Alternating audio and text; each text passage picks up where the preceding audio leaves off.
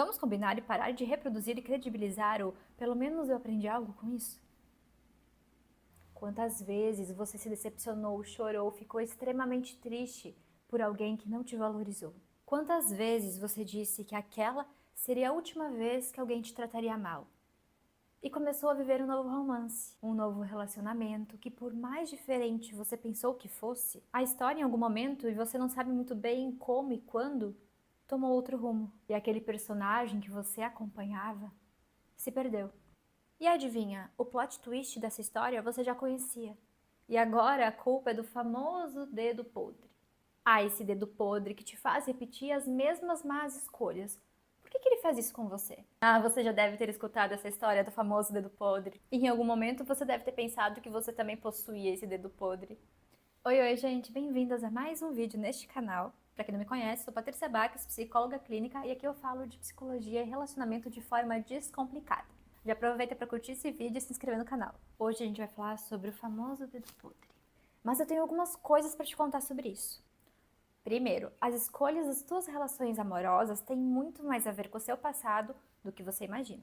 Vou te dar um spoiler. Isso pode estar relacionado com o que você aprendeu quando criança com seus cuidadores, sobre amor, amar, ser amado, ser cuidado. E isso no futuro reflete nas nossas relações sociais, na forma como buscamos conexões. O segundo e o terceiro ponto eu não vou falar agora. Eu vou deixar lá para o final do vídeo, para que a gente consiga fazer algumas associações ao longo do vídeo e no final também vou deixar algumas questões para você refletir. É recorrente depois de uma desilusão amorosa ou um rompimento ouvir essa frase: pelo menos eu aprendi algo com isso. Mas eu vou levantar aqui alguns pontos que quem sabe você não pensou a repetir essa frase. Primeiro, não necessariamente você aprendeu de fato algo com isso. Desculpa, mas você ainda pode entrar em outros relacionamentos tão furada quanto esse. Você sofreu pra caramba e passou por situações que podem deixar uma bagagem de traumas. E aí eu te pergunto, você precisava mesmo e merecia passar por tudo aquilo para aprender alguma coisa?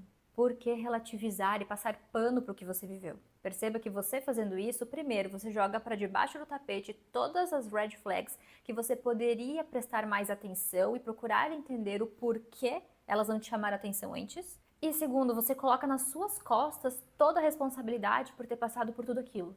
É claro, a gente precisa tomar parte das nossas responsabilidades nas nossas decisões, escolhas e aprender da melhor forma possível a sustentar as consequências. Mas, ao mesmo tempo, nós precisamos entender os motivos inconscientes que nos levaram a tomar esses caminhos. Porque sem isso fica difícil a gente conseguir olhar para trás e tornar consciente os motivos que nos fizeram dar aqueles passos. E a gente precisa fazer algumas questões conscientes para que a gente consiga transformar o nosso caminho e não repetir. Porque a probabilidade de repetir o mesmo caminho e levar um tombo novamente é muito grande. Tudo isso para dizer, se olhe com mais carinho e cuidado. E na clínica a gente fala muito sobre repetições. O que leva uma pessoa a escolher um parceiro, uma parceira com X características ou uma relação? Qual a função daquele relacionamento para aquela pessoa?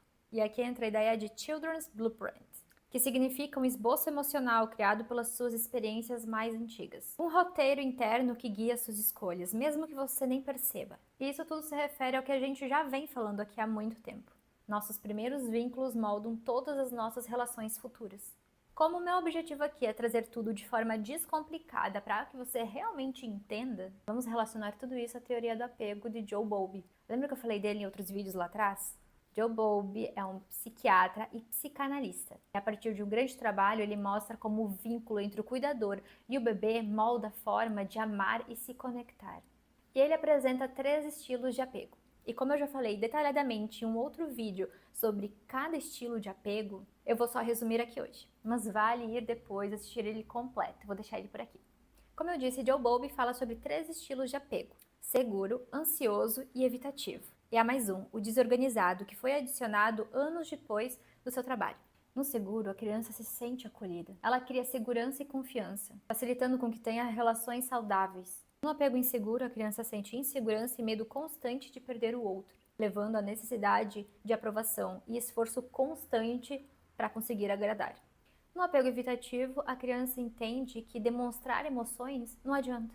Então ela desenvolve autossuficiência e dificuldade de se entregar, de aprofundar as relações. Desorganizado, que foi adicionado anos depois, Se refere a crianças que tinham, da mesma pessoa que as maltratavam, carinho e afeto. Então é uma mistura do ansioso com o evitativo, que é comum em ambientes instáveis, gerando desconfiança e comportamentos imprevisíveis. Como eu falei, eu tenho um vídeo falando sobre cada uma delas de forma detalhada. Se ainda não viu, já salva o link para ver depois. Mas calma lá, isso não quer dizer que você está presa a um estilo para sempre. Quando a gente torna consciente o que está por trás dos nossos sentimentos e escolhas, a gente consegue fazer um novo caminho e romper o padrão. Mas é claro que isso não é feito da noite para o dia. É um processo e cada um tem o seu tempo. Mas o primeiro passo você já deu, que é se importar com o que você está sentindo e ir atrás. E é um processo que envolve reconhecer padrões, se questionar, desenvolver autoconsciência, estabelecer limites saudáveis e comunicar as nossas necessidades. Cada pessoa busca algo em um relacionamento que pode vir de moldes saudáveis ou não.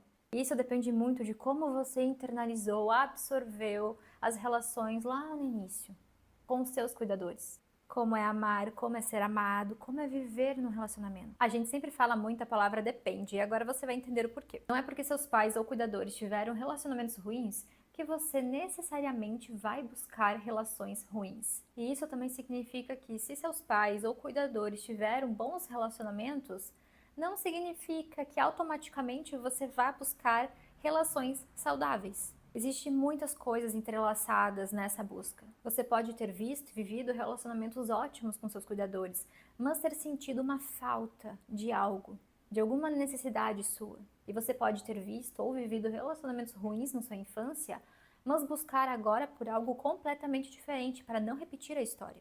Eu sempre tento trazer o conteúdo aqui de forma descomplicada para que você realmente entenda. Mas cada pessoa é única e cada pessoa viveu algo de uma forma diferente. Então, possivelmente, muitas questões não vão ficar completamente esclarecidas aqui. E quem sabe é preciso que elas sejam lapidadas. E essa parte só é possível se você mergulhar na sua história. E a psicoterapia está aí para te ajudar nisso. E como psicóloga, eu preciso ser responsável quando eu falo sobre isso. Lembre-se, você não tem culpa pelo que te aconteceu na sua história. Mas se é o seu desejo, se já começou a te incomodar, você é responsável por cuidar da pessoa que você é hoje.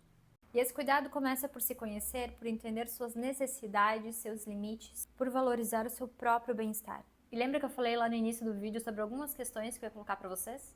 Então agora eu vou lançar algumas perguntas que podem ajudar vocês nesse movimento de reflexão. Vocês estão prontas? Vamos lá. O que é o amor para você? O que é ser amado?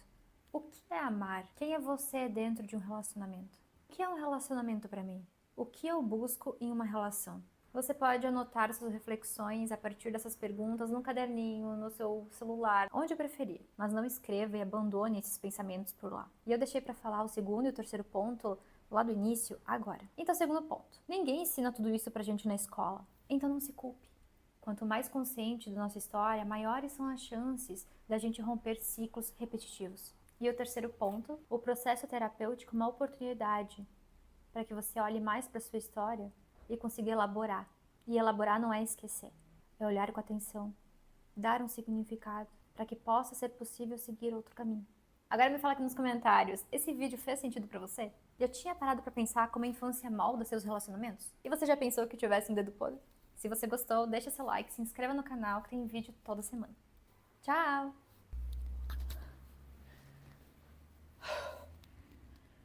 Acho que foi.